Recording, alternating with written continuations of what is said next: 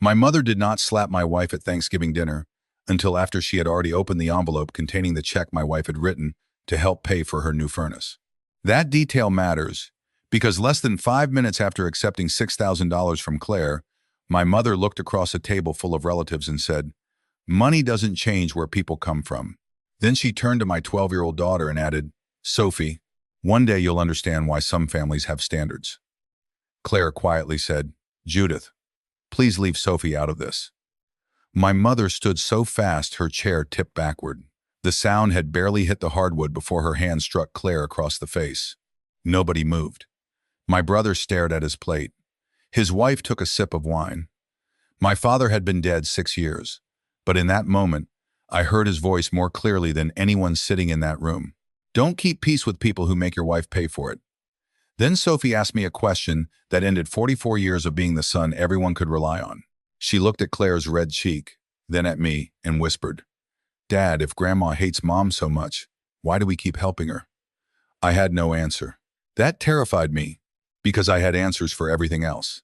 I knew how to replace my mother's garbage disposal, renew her homeowner's insurance, negotiate her medical bills, fix the leak above her garage, move her patio furniture before snow, and remind my brother when her property taxes were due. I knew the code to her alarm, the location of her water shutoff, the name of her cardiologist, and exactly how she liked her driveway shoveled. But I did not know how to explain to my daughter why the woman we had been protecting for years was allowed to humiliate her mother in exchange. So I stood up, put my coat around Claire's shoulders, took Sophie's hand, and walked out of my mother's Thanksgiving dinner while everyone sat frozen around a turkey I had paid for, in a dining room I had helped renovate, inside a house I had quietly spent nearly a decade keeping afloat. I did not yell. I did not threaten anyone. I did not demand the check back. I simply stopped doing the one thing my family had built their lives around. I stopped rescuing them. My name is Nathan Reed. I was 44 years old that Thanksgiving, and I live outside Milwaukee, Wisconsin, with my wife Claire and our daughter Sophie. I work as a facilities manager for a regional hospital system, which is a fancy way of saying that when something expensive stops working in a building full of sick people, eventually somebody calls me. Heating systems, emergency generators, renovations, plumbing failures, contractors who swear they finished something they clearly did not finish. I spend most of my days solving practical problems before they become disasters.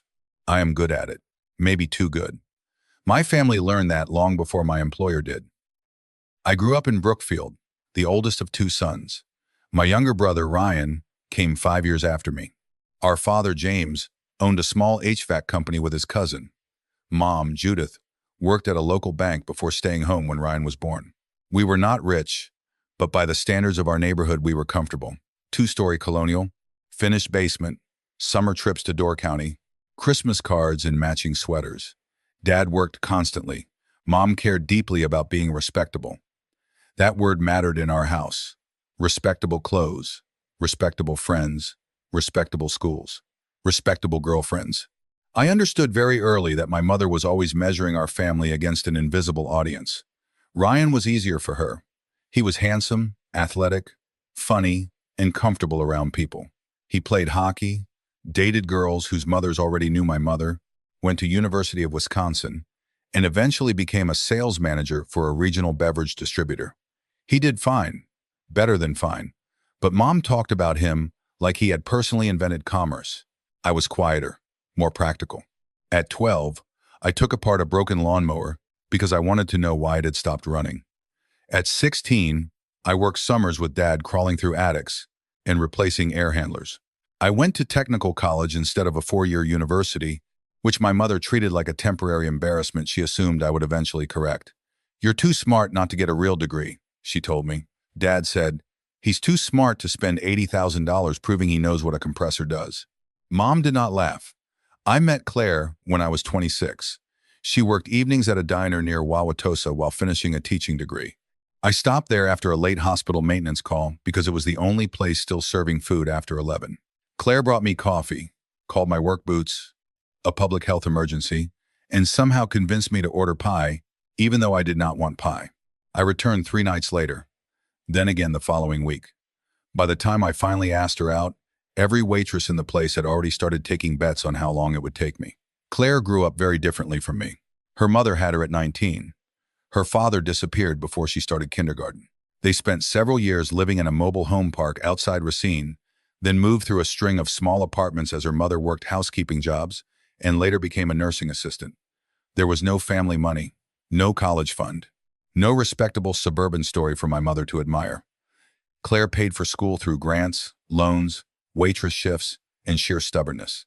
She became an elementary school art teacher and loved it with the kind of devotion I had only ever seen Dad bring to work. Kids who hated school would sit quietly in her classroom painting for an hour. Children who barely spoke in other classes told her everything. She remembered which student needed gloves in winter and which one pretended not to be hungry at lunch. I knew within a year that I wanted to marry her. My mother knew within 10 minutes of meeting her that she did not. She was never openly cruel at first. That would have been easier. Instead, she used questions. So your mother never remarried? Did you always live in Racine? A mobile home park? Was that safe? You waitressed all through college? Goodness, how exhausting. Each sentence sounded polite enough if you removed the tone. Claire heard the tone. I heard it too. I told myself Mom just needed time. That became one of the most expensive lies of my adult life. The first Thanksgiving Claire attended with us, Mom asked whether she wanted to bring a dish.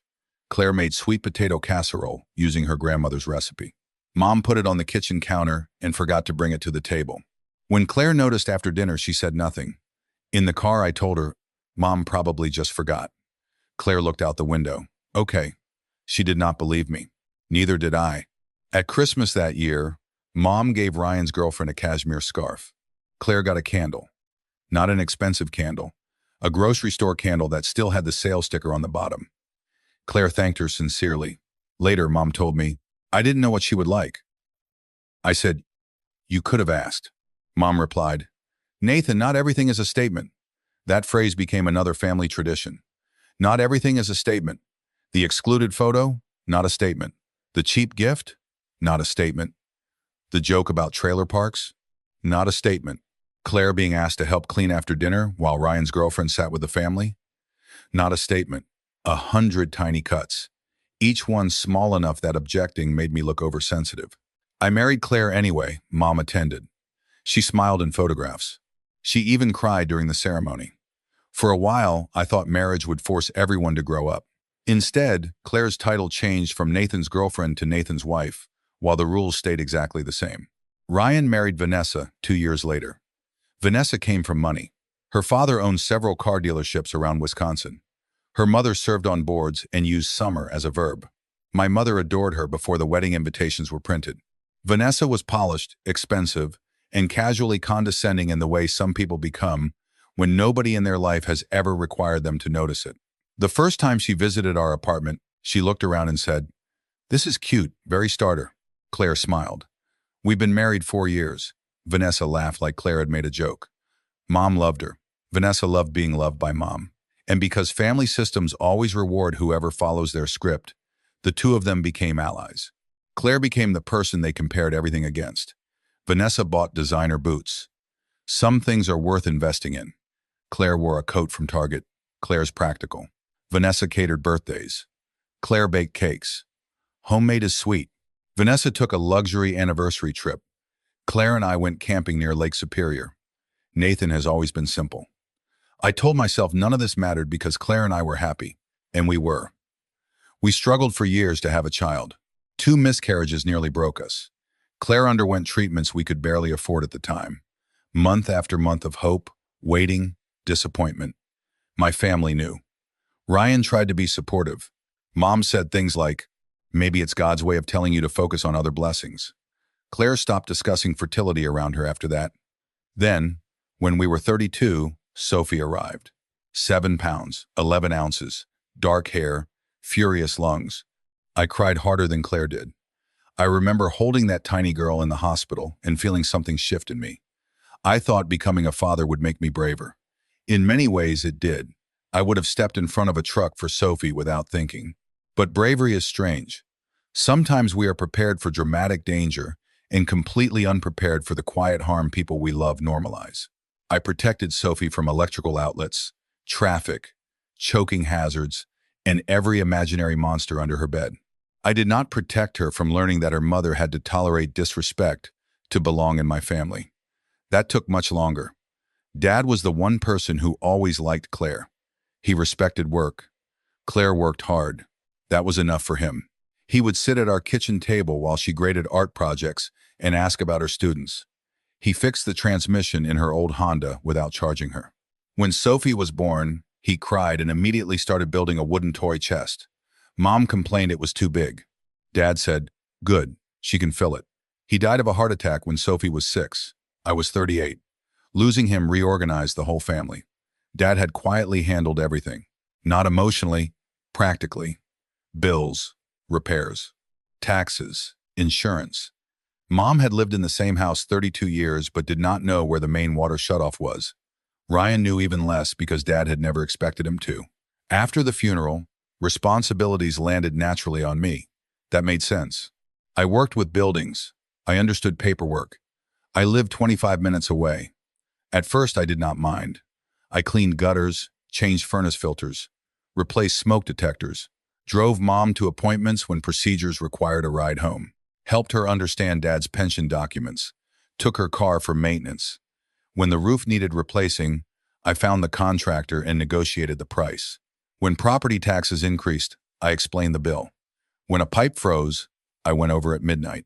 Ryan helped occasionally, but his job involved travel, and he had 2 children by then. Vanessa always seemed to have something scheduled. "You're so good at that stuff," she told me once. "It's kind of your thing." My thing became everybody's excuse. Claire noticed before I did. "Your mom called 4 times during Sophie's birthday dinner," she said one evening. "Her basement outlet kept tripping." Could it wait? Probably. "Then why did you answer?" "Because if there's an electrical issue," Nathan, her tone was gentle. "Why did you answer?" "I had no good reason." "Habit," Claire nodded. "That habit is starting to eat our weekends." I got defensive. "She's alone." "I know. What am I supposed to do?" "Ask Ryan to carry half. He has kids." Claire looked toward Sophie's bedroom. "So do you." That should have changed something. It didn't. Not enough. I talked to Ryan. He promised to help more. For maybe a month, he did. Then life took over, and I stepped back in. Because stepping in was easier than arguing. Mom's finances became tighter after Dad died.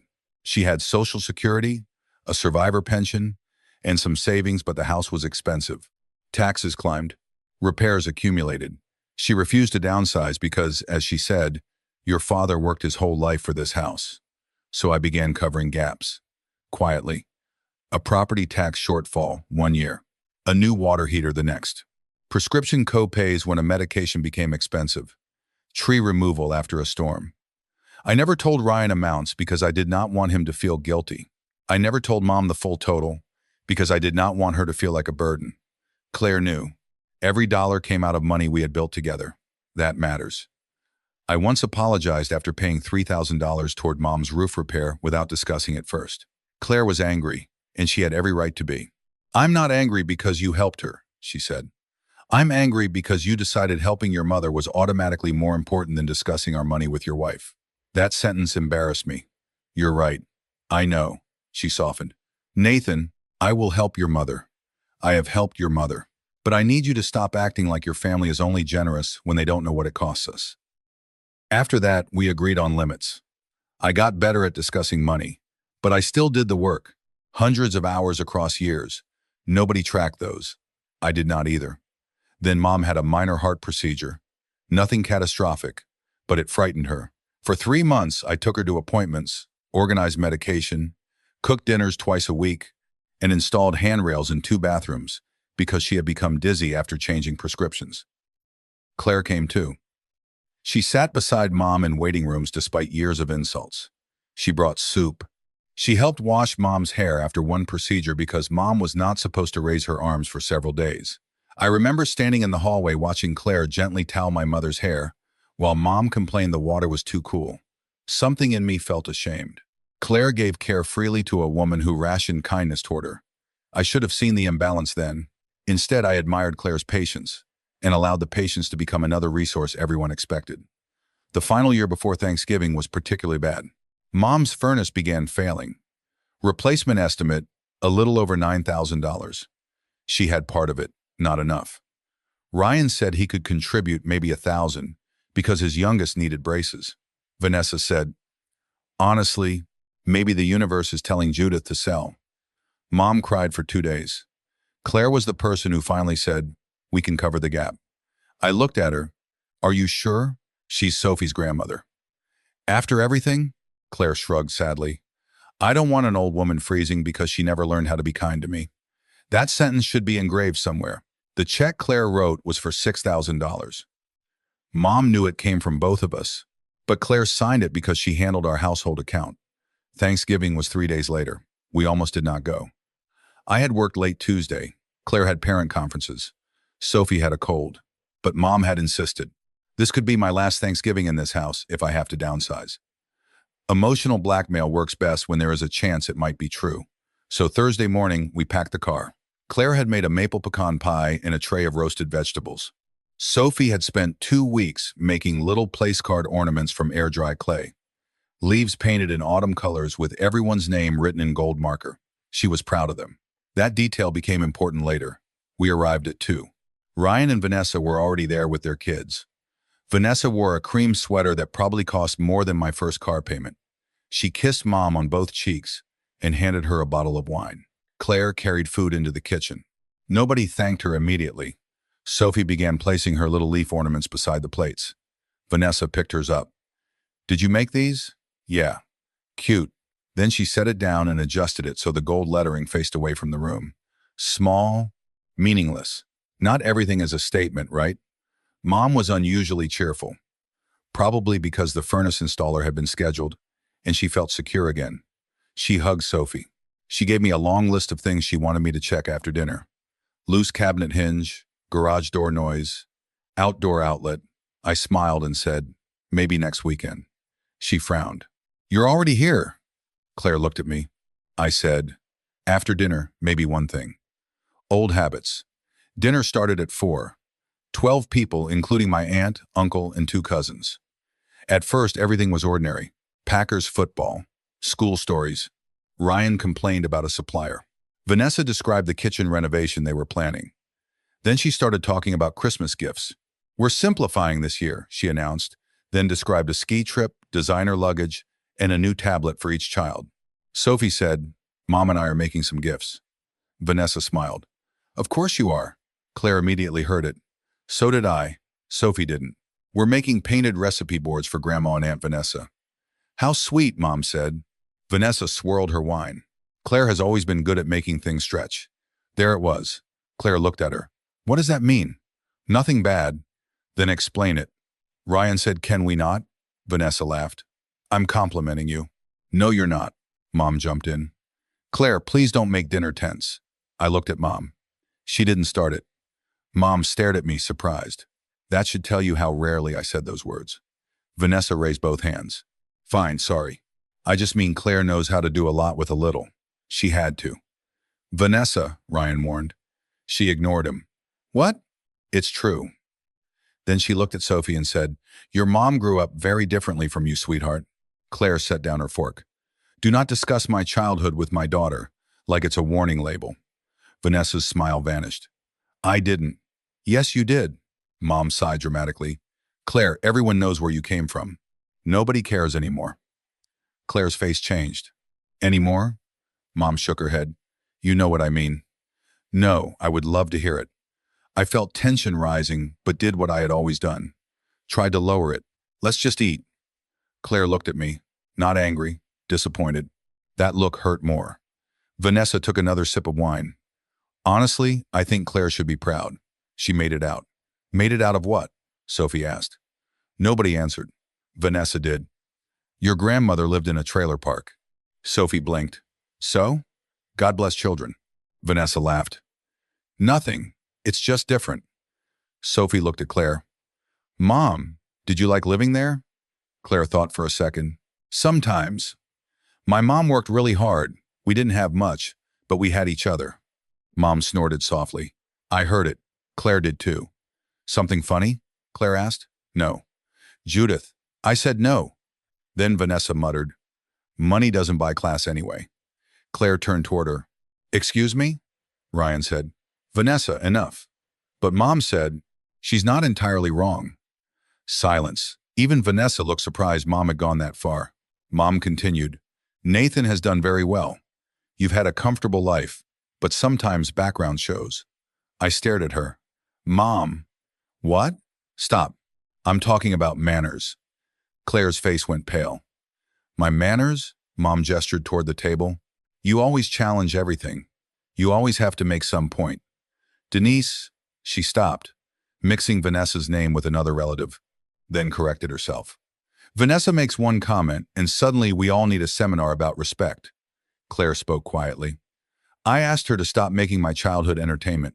There, that tone. Mom pointed her fork. Always correcting people. Always acting morally superior. I said, Mom, let it go. She turned toward me. You stay out of this. Something shifted. I was 44 years old. In a house I had spent thousands maintaining, being told by my mother to stay out of a conversation where she was humiliating my wife. I should have stood up then. I didn't. Claire did. Judith, I came here because Nathan loves you. I helped pay for your furnace because I did not want you worrying all winter. I have never asked you to like where I came from. I am asking you to stop treating it like something dirty. Mom froze. You helped pay? I looked at Claire. She looked confused. Yes. Mom turned toward me. I thought the money was from you. That sentence revealed more than she intended. It's our money, I said. Claire wrote the check. Mom stared at Claire. For 1 second, I thought shame might finally arrive. Instead, she hardened. Well, that doesn't change anything. Claire leaned back. I didn't say it did. Mom said, money doesn't change where people come from. Claire closed her eyes. No, it doesn't. Then Mom looked toward Sophie. One day you'll understand why some families have standards. Everything slowed down. Sophie's small hand stopped halfway toward her water glass. Claire's voice was very quiet. Judith, please leave Sophie out of this. Mom pushed back her chair. Do not tell me what I can say to my granddaughter. Then do not use her to insult me. You are unbelievable. Please stop. Mom crossed the space between them so quickly I barely registered it. Her hand struck Claire's face. Sharp. Open palm. The sound cracked across the dining room. A clay leaf ornament fell from someone's plate and broke on the floor. Claire stayed seated, stunned. Mom stood over her, breathing hard. You will not disrespect me in my own house. Nobody moved. Ryan whispered, Mom. Vanessa said nothing.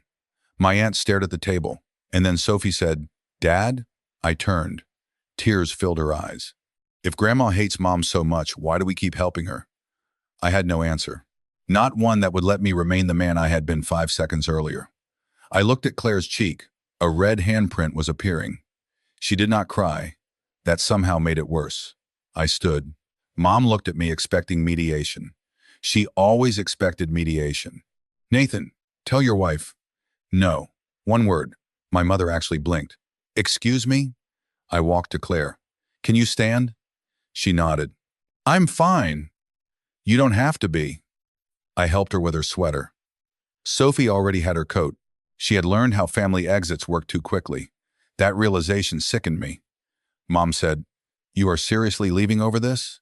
I stared at her. Over this? She provoked me. Claire looked at her in disbelief. Mom, Ryan said louder now. Stop. Everybody stop acting like I murdered someone. I looked toward the place settings. Sophie's clay leaves. One broken. The check for the furnace was probably still in Mom's desk drawer waiting to clear. You slapped my wife. She disrespected me. You slapped my wife in front of my daughter. Nathan, don't you dare become dramatic. That word. Dramatic. The word people use when consequences arrive. I picked up Claire's pie from the counter. Then I put it back down. I suddenly did not care about pie. Sophie crouched beside the broken ornament. Leave it, I told her gently. She looked up. But I made it. I crouched and picked up the pieces with her. Then we take it with us. We placed them inside a napkin. When I stood, Ryan was crying. Nate, wait. Not tonight. I'm sorry. Not tonight. Mom said, if you walk out that door, don't expect me to chase you. I looked at her. I am not asking you to. Then I took my wife and daughter home. The drive from Brookfield to our house normally took 25 minutes. It felt like hours. Sophie cried quietly in the back seat. Claire stared out the window. After 10 minutes, she whispered, "I'm sorry." That nearly made me pull over. For what? I should have ignored them. No. Nathan? No. My voice cracked. You have ignored them for 18 years. She turned toward me. I'm sorry. Stop apologizing. I don't want you losing your family because of me. I tightened my hands around the wheel. Claire, you and Sophie are my family. Silence. Then I said the sentence I should have said years earlier. I kept asking you to be patient because it was easier than asking them to be decent. Claire covered her mouth and started crying. Sophie leaned forward from the back seat. Dad? Yeah? Are we still having Thanksgiving? That question broke my heart in a different way. Absolutely. At home? At home. Can we order pizza? Claire laughed through tears. Best Thanksgiving ever. We stopped at a gas station because it was the only place open with frozen pizza, ice cream, and soda. The cashier saw Claire's cheek and looked concerned. Claire said she had walked into a cabinet. I did not correct her in front of a stranger. At home, Sophie put on pajamas. We baked terrible frozen pizzas, ate ice cream directly from the carton, and watched Home Alone even though it was Thanksgiving. Nobody yelled. Nobody mocked anyone. Nobody required Claire to pretend she was not hurt. Around 10, Sophie fell asleep on the couch with her head in Claire's lap. I carried her upstairs. When I came back, Claire was holding the broken clay ornament. I can fix this. Leave the crack. She looked at me. Why? Because I don't want us pretending it didn't break. She cried again. So did I. My phone had 41 missed calls by midnight. Mom, Ryan, Mom, Aunt Linda, Ryan, Vanessa twice. I turned it off. The next morning I woke at 6 out of habit. For years, Friday after Thanksgiving meant going to Mom's house to put away outdoor furniture, clean gutters if weather allowed, and check winter equipment. I stood in my kitchen drinking coffee while my body prepared for a routine my mind had canceled. Claire came downstairs. You can go if you need to. No, I mean it. I know. I don't want to become the reason you stop being her son. I looked at her. You aren't. Then what are you doing? I thought about Sophie's question. Finding out what happens when being her son stops meaning being her employee. Claire almost smiled. Around 9, I turned my phone on. Messages flooded in. Mom, you humiliated me in front of everyone. Mom, Claire owes me an apology for speaking to me that way. Mom, I cannot believe you left your 71-year-old mother alone after I was upset. Ryan, please call me. Ryan, Mom's saying some crazy stuff. Vanessa, this has gotten completely out of hand. Can everyone grow up? Mom, the furnace installer is coming Monday and I don't know what they need. That one almost got me. Practical problem. My drug of choice. I started typing instructions. Then I stopped. Deleted everything. Claire watched from across the room. Hard? Extremely. She nodded. Good. Good? Means you're changing something real. Saturday morning, Mom called from another number. I answered without thinking. Nathan. Her voice was icy. Where are the furnace papers? Probably in the folder I left by your desk. Which folder? The blue one. There are 3 blue folders. I closed my eyes. Ask Ryan. Ryan doesn't know anything about this. Then he can learn. Silence. You're punishing me. No, my furnace is being replaced because your wife insisted. Stop. My voice was sharper than I intended.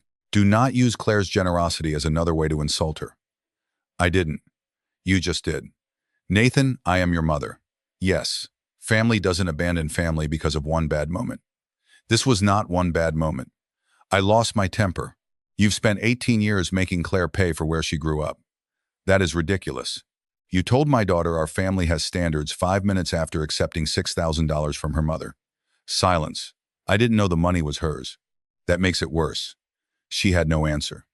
The furnace company has my number, I said. Call them. Ryan lives 15 minutes away. He can be there. You always handle these things. I know. So handle it. There it was. The sentence that ended the conversation. No. What? No. You mean you won't? Correct. I hung up. My hands shook. Claire came into the kitchen. What happened? I said no. She smiled softly. How'd it feel? Terrible? Good. Why does everyone keep saying that? She hugged me. The next 2 weeks were chaos for my mother. Not catastrophe. Chaos. That distinction mattered. The furnace company needed decisions. Ryan had to take a morning off work. Mom's car needed servicing. A medical bill arrived.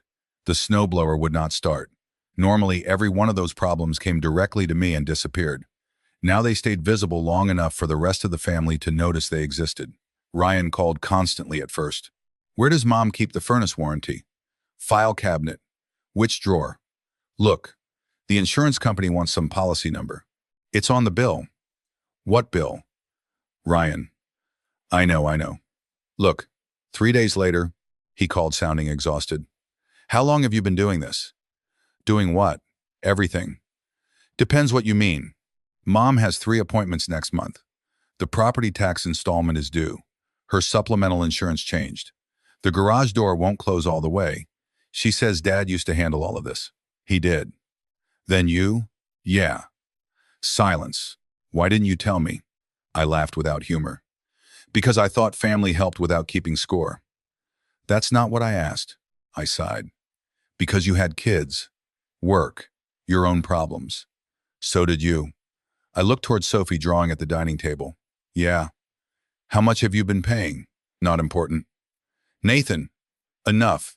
Give me a number. I refused. He called again the next day. Then he showed up at my house Saturday morning with Vanessa. I opened the door but did not invite them in immediately. Ryan looked tired. Vanessa looked irritated.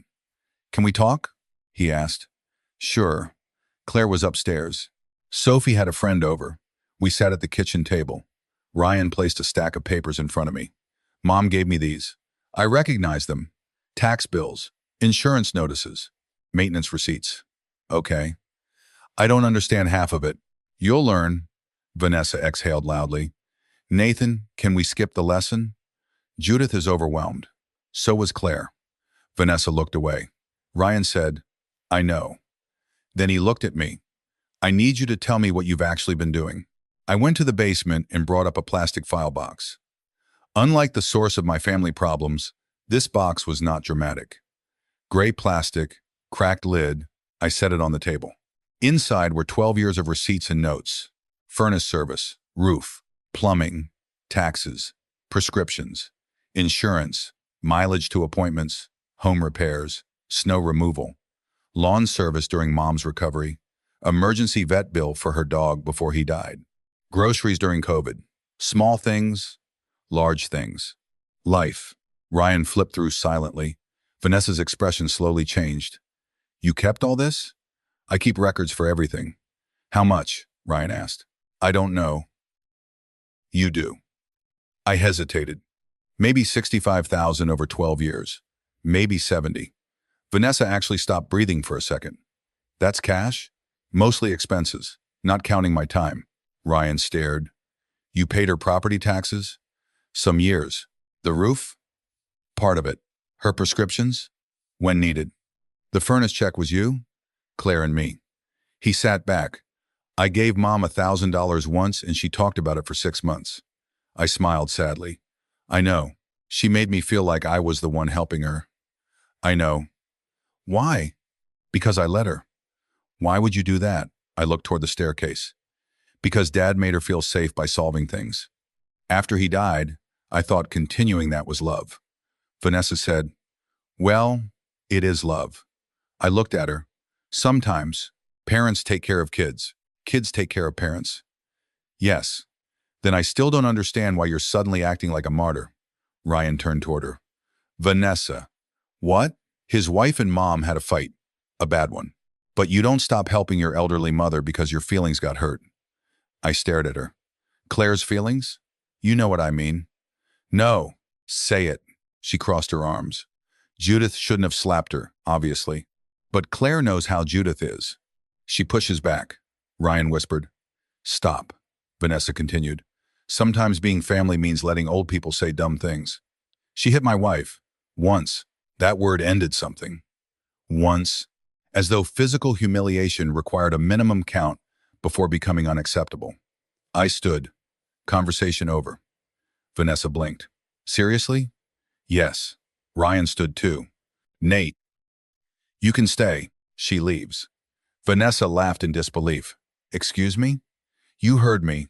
This is exactly the drama Judith was talking about. Then you can discuss it with her. Ryan looked at his wife. Go home. Her face changed. What? Go home, Vanessa. You're taking his side? I'm taking the side where we stop defending someone hitting Claire. Vanessa grabbed her purse and left. The door slammed. Ryan sat down again. Well, sorry, don't be. He rubbed his face. I've done the same thing. What? Defended Mom because defending you would mean I had to help. I did not expect that level of honesty. Ryan, every time you complained about how much you were doing, I told myself you liked being the responsible one. I rarely complained. Exactly, he laughed sadly. Made it really convenient. He looked at the file box. I should have known. I hid it. Why? Because I didn't want anyone to feel obligated. And now? I looked at him. Now I want you to know obligation exists whether I announce it or not. He nodded slowly. What do? You take half. Of the expenses? Of the responsibility. Mom can pay what she can. We help where we choose. But no more one person silently carrying everything. And you? I'm stepping back for a while. Completely? From Mom, yes. How long? Until Claire feels safe around the family again. Maybe until I do too. Ryan looked scared. Mom won't handle that well. I know. She'll blame Claire. Then you correct her. He nodded. Okay. The first real change came from Sophie, not any adult. Her school held a winter arts fundraiser in December. Students made ornaments and small crafts to sell, with proceeds going to a local family shelter. Sophie repaired the cracked clay Thanksgiving leaf and turned it into part of a little wall hanging. 3 leaves, one labeled Mom, one Dad, one Sophie. The cracked leaf was Mom. She painted a thin gold line along the break. Claire asked why. Sophie said, my art teacher says sometimes people repair pottery with gold, so you can see where it broke. Claire looked at me over Sophie's head. Neither of us said anything. Sophie's piece won a student recognition award and was displayed near the school entrance. Mom found out through Facebook. She mailed a card. Not to me, to Sophie. Congratulations. Grandma is proud of you. No apology. No mention of Thanksgiving. Claire gave Sophie the choice whether to open it. She did. Can I write back? She asked. Of course. Her reply was 3 sentences. Thank you. Mom taught me how to make it. Please don't be mean to Mom again. Children really do not need 20 years of therapy to identify the central issue. Mom did not respond. January came, then February. I did not visit. Ryan handled the furnace follow-up, taxes, appointments, and snow problems. He complained constantly, which I found therapeutic. Do you know how many calls insurance companies make you sit through? Yes. Why does Mom have 4 different folders labeled medical? Because she ignores my system. Her garage door company says someone needs to be there between 8 and 4. Welcome to my life. I hate you. Love you too. We became closer in those months than we had been in years. Not because Mom suffered, because responsibility made invisible work visible. He started noticing his own marriage too. Vanessa had grown accustomed to Mom praising her and Claire absorbing the insults. Without Claire there, Mom's criticism shifted. Vanessa's cooking was too rich. Her kids spent too much time on devices. Her outfit at Easter was inappropriate for church. Suddenly, Vanessa called me. I think I understand Claire better. I almost laughed. That was fast. Your mom is relentless. She was nicer to you for 18 years. Silence. I owe Claire an apology. Yes. Will she take my call? Ask her. She did. Claire did not forgive instantly. She listened. Vanessa apologized without excuses, which surprised me. I like being the daughter-in-law she approved of, Vanessa admitted. And I think I helped keep Claire in the other role because it made mine feel safer. Claire told me later that was the first useful thing Vanessa had ever said to her. Mom remained harder. She sent messages through Ryan. Tell Nathan I need help with the tax form. Tell Nathan his aunt thinks he's being cruel. Tell Nathan Claire is tearing the family apart. Ryan eventually stopped carrying them. Tell her to call a tax preparer, he said. Tell Aunt Susan she can repair the gutters. Tell Mom Claire hasn't contacted anyone. Mom hated that. Then in March, something happened that changed the tone. She fell. Not dramatically. She slipped on wet tile in a grocery store and fractured her wrist. Ryan took her to urgent care. Vanessa stayed with her overnight. I found out at 9 p.m. from Ryan. My entire body immediately prepared to move. Shoes, keys, hospital bag, practical mode. Claire watched me. Go if you need to. I stood frozen. What do you think? I think she's your mother. That's not an answer. It's the only one I'm giving. I called Ryan. Is she safe? Yeah. Does she need surgery? Probably not. Are you staying? Yes. Then call me if something changes. I did not go. That decision felt awful. It was also correct. The next morning, Mom texted me directly for the first time in weeks. Ryan says you know. I replied, I'm glad you're okay. She wrote, that's all? I stared at the screen. Old Nathan would have driven over immediately, repaired everything, brought soup, and used care to erase conflict. New Nathan typed, you are safe and have help. Claire and Sophie still need distance. I do too. I hope you heal quickly. She responded, your father would be ashamed of you. That sentence hurt more than the slap. Dad had been my moral compass. Mom knew it. She chose the sharpest weapon available, I almost replied. Instead, I walked into the garage, opened Dad's old red toolbox, and found the envelope he had given me months before his death. I had read it once, then hidden it because it frightened me. Dad had written separate letters to Ryan and me when his cardiologist told him his heart condition was worsening. Mine was short. Nathan, you have always been the fixer. That is a gift, but gifts can become cages when people stop asking before they use them. One day you may have to choose between keeping peace in this family and protecting the people who depend on you. Protect your wife and child first. Your mother and brother are adults. Do not make Claire pay for our family's comfort. I sat on the garage floor and cried. Dad had seen it. Years earlier, maybe he had also enabled Mom. Maybe his warning came from regret. Either way, he had given me permission I should not have needed. I took a photograph of the letter. I did not send it to Mom. I sent it to Ryan. He called 10 minutes later crying, Dad wrote this? Yeah. When? Before he died. Why didn't you show me? It was mine. Do I have one? Probably. We found Ryan's letter in Mom's attic 2 weeks later. His said something different. Ryan, charm will carry you through a lot of rooms. Do not let it become a reason other people carry your weight. Your brother will help until he breaks because he does not know how to stop. Learn to notice before he has to ask. Ryan read it twice, then sat down on an old storage bin and said, well, Dad really knew us. Mom was downstairs recovering. She did not know we had found the letters. Ryan wanted to show her. I said no. Why? Because Dad's words shouldn't become another weapon. She used Dad against you. Exactly. That was another change. Boundaries were not revenge. If I used every truth to hurt Mom back, I would simply become better armed inside the same war. Spring arrived. Sophie stopped asking whether Grandma hated Claire. That mattered more than any adult reconciliation. Our home became calmer. Claire laughed more. I noticed how often she had once tensed before family gatherings without telling me. One evening we sat on the porch after Sophie went to bed. How much did you dread holidays with them? I asked. Claire smiled sadly. Scale of 1 to 10? Yeah. 11. I closed my eyes. Why didn't you tell me? I did. That was hard to hear. Not directly. Nathan, I told you your mother hurt me. I told you Vanessa embarrassed me. I told you I felt like an outsider. You kept translating it into, they're difficult, instead of, this is hurting my wife. I nodded. You're right. I also stayed. Why? Because I loved you. Because I didn't want to become the wife who separated you from your family. Because every time I considered refusing Christmas, I imagined Sophie asking why we weren't with Grandma.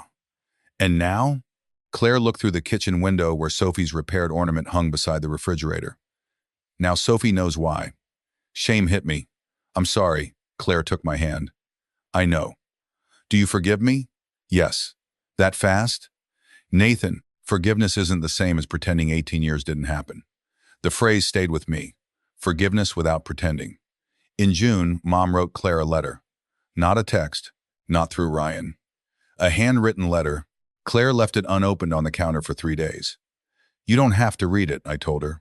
I know. On the 4th day she did. She cried halfway through, then handed it to me. Mom had written about her childhood. I knew some of it, not all. Her father drank. Her family lost their house when she was 11. They moved into a rundown trailer outside Kenosha for 4 years. Mom was bullied at school for her clothes. She lied about where she lived. She refused to invite friends home. At 17, she promised herself nobody would ever look down on her again. When I met Claire, she wrote, I saw everything I had spent my life trying to escape. I told myself I was protecting Nathan from hardship, but the truth is I was punishing Claire for surviving the thing I was ashamed I had survived too. Claire stopped reading there and cried for nearly 10 minutes. The letter continued, That explains me. It does not excuse me. I accepted money from a woman I had insulted for years. Then I insulted her again. When Claire defended herself, I hit her. I have replayed that moment every night. I am ashamed. I am sorry. I do not expect forgiveness. I will not ask to see Sophie until Claire decides it is safe. I will not ask Nathan to return to the old arrangement. I only want you to know that I finally understand the thing I hated in you was courage I never had. Claire folded the letter. What do you want to do? I asked. Nothing today. Okay. 2 weeks later, Claire wrote back. 1 page. I accept your apology. I am not ready to return to normal, because normal was the problem. Sophie loves you.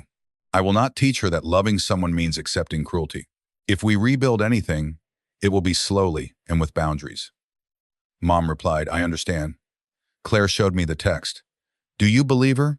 I asked. I believe we'll find out. July 4th became the test. We usually hosted a cookout because our backyard was large and Sophie loved fireworks.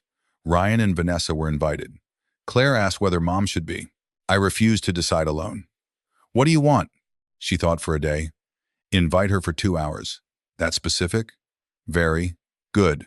I called Mom. We're having people over on the 4th. You can come from 4 to 6 if you want.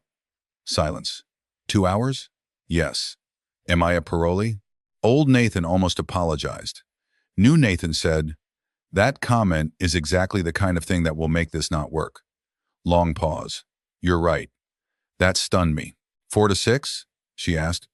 4 to 6. Can I bring something? Ask Claire. She called Claire. That mattered too. Mom arrived at 3:58, carrying a bowl of fruit and no gift.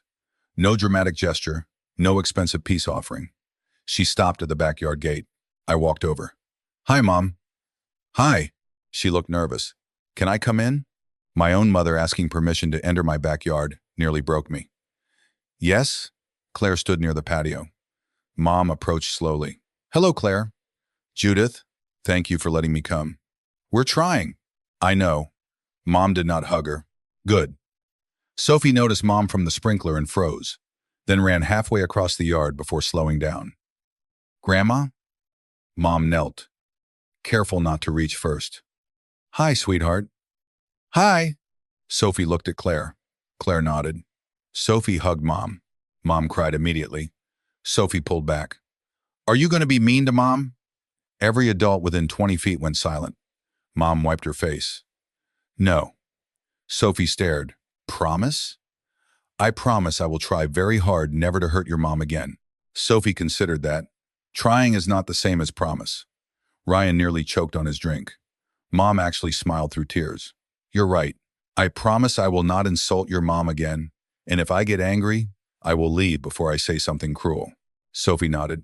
Okay. Then she ran back to the sprinkler. Children. Mom stood slowly. She's tougher than all of us. She shouldn't have had to be, Claire said. Mom nodded. I know. The 2 hours went surprisingly well. Mom complimented Claire's potato salad without saying, for homemade. She asked Ryan about work. She asked me about the hospital. She listened when Claire described a student art program. At 5:55, she checked her watch. I should go. I said, you can stay for dinner if Claire's okay. Mom looked at Claire. Claire thought for a moment. You can stay. Mom said, thank you. No assumption, no performance. That was the first real bridge. The relationship rebuilt slowly after that. Mom started therapy at 71, which I considered evidence miracles exist. She hated it. The therapist keeps asking how things made me feel. Scandalous. Very. Ryan took over half of Mom's practical needs.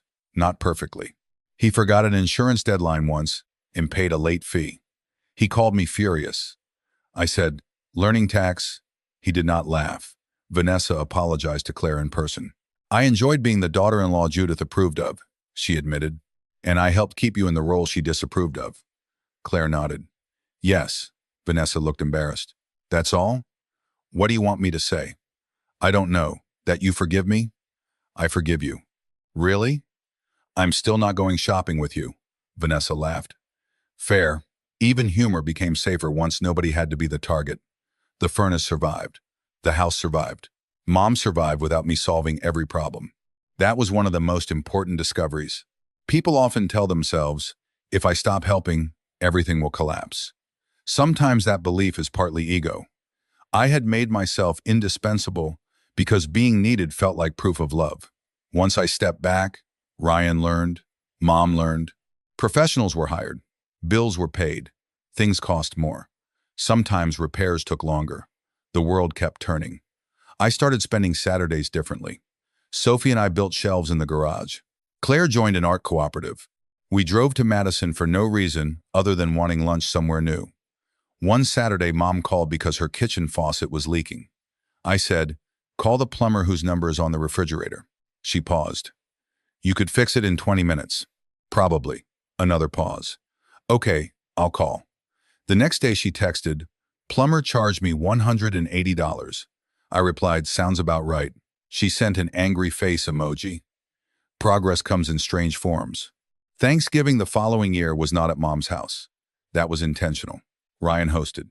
His house was smaller, his kitchen was chaotic, and his turkey was dry enough to qualify as building material. Perfect. Mom arrived with a pie. Claire and Sophie arrived with handmade place cards again. This time Sophie made small wooden cardinals. When Mom saw hers, she held it carefully. Did you make this? Me and Mom. Mom looked at Claire. It's beautiful. Claire smiled. Thank you. Nobody made a joke. Nobody mentioned poverty. Nobody measured the gift by price. During dinner, Mom stood unexpectedly.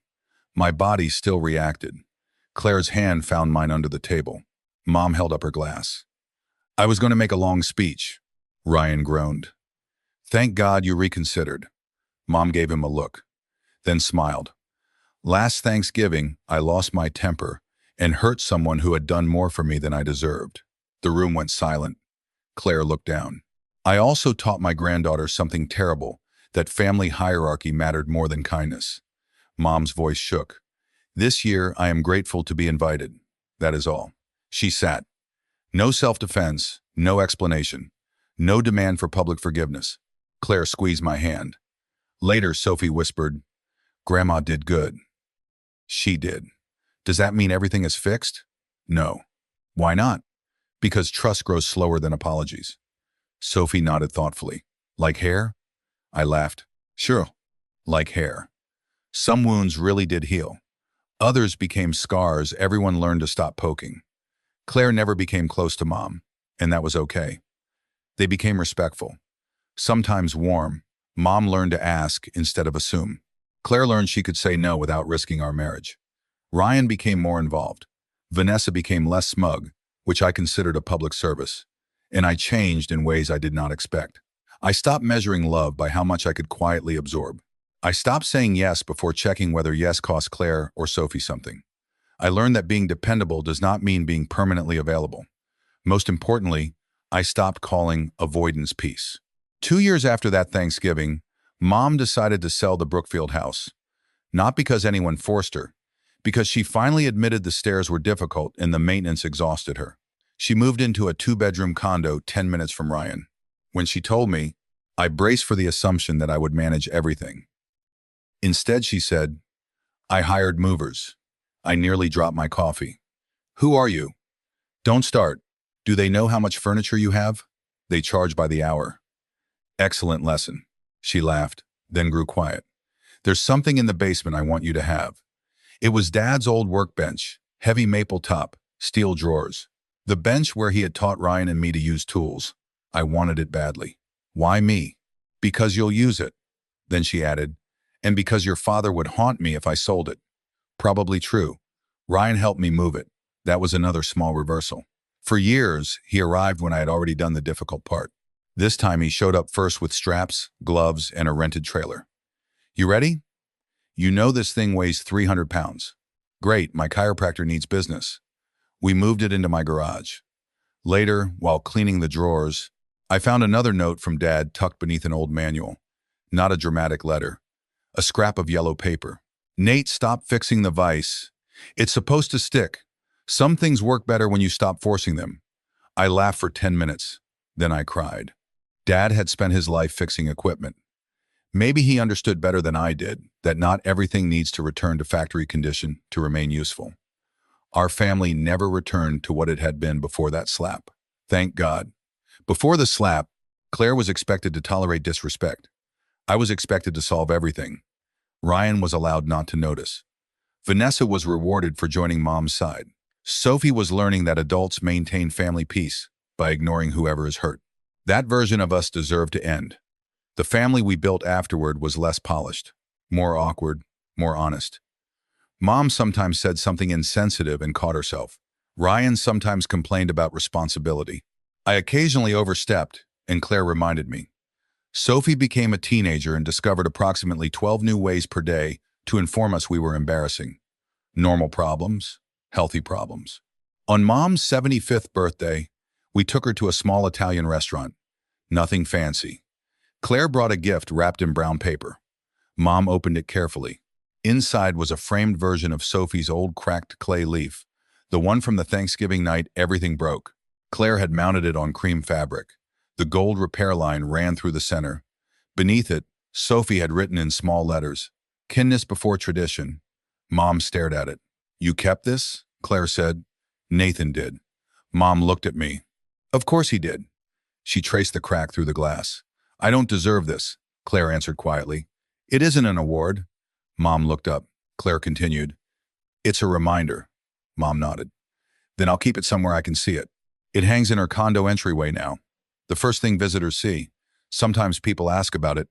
Mom tells the truth. That was made by my granddaughter the Thanksgiving. I behaved terribly. No cleaner version, no family disagreement. No. Misunderstanding. Truth. That is probably the most meaningful change she ever made. I used to think protecting family meant solving problems before anybody else felt the inconvenience. Pay the bill. Fix the furnace. Smooth over the insult. Change the subject. Tell Claire to be patient. Tell Mom she did not mean it. Tell Sophie Grandma was from a different generation. I called all of that love because I was afraid of what would happen if I stopped. What happened was difficult. People got angry. My mother struggled. My brother had to grow up in ways he should have grown up years earlier. My wife finally saw me put her dignity ahead of my mother's comfort. My daughter learned that respect is not optional just because someone is older. And I learned that boundaries do not mean you stop loving someone. Sometimes they are the first proof that your love includes yourself. I still help Mom. That may surprise people. I fixed her bathroom fan last month because she asked and because I wanted to. I drove her to a cataract procedure because Ryan was traveling. Claire sent soup. Sophie called afterward. The difference is that nobody treats those things like a debt automatically collected because Mom gave birth to me. Help is a gift again. That changed everything. And when Claire says she does not want to attend something, I do not negotiate on behalf of everyone else. When Sophie feels uncomfortable, I listen before explaining. When Mom crosses a line, I tell her quickly instead of letting resentment mature for 6 months. Those habits sound simple. They cost me decades to learn. The last time all of us gathered for Thanksgiving, Sophie was 16. She brought a boyfriend, which nearly killed me more efficiently than any family conflict ever had. Mom behaved beautifully, too beautifully. At dessert, Sophie's boyfriend complimented the handmade wooden centerpiece she and Claire had created. Mom said, "Those two can make something beautiful out of practically nothing." My body tightened. Old sentence, old territory. Mom hurt herself. She stopped. That came out wrong. Everyone waited. She looked at Claire. "What I mean is they make beautiful things because they are talented, not because of money." Claire smiled. "Good recovery." Mom laughed. "Therapy is expensive.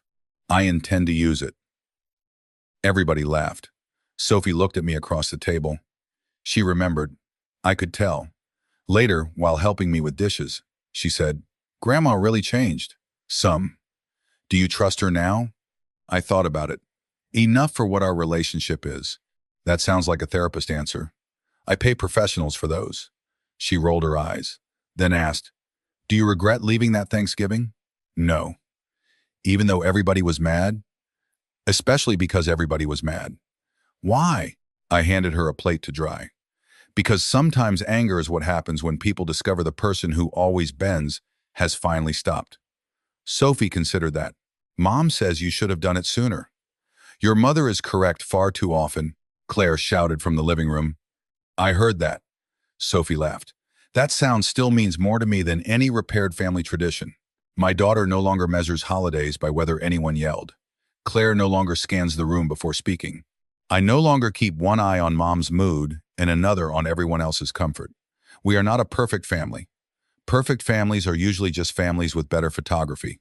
We are something better. We know where the cracks are. We stopped hiding them. So if there is one thing I would tell the man I was before that Thanksgiving, it is this. Being the peacemaker is not noble when the peace depends on somebody you love accepting humiliation. Silence is not neutrality when one person is being hurt. And being a good son does not require becoming a bad husband. I spent almost 2 decades believing I was protecting my marriage from family conflict when I was actually bringing the conflict home with us every holiday.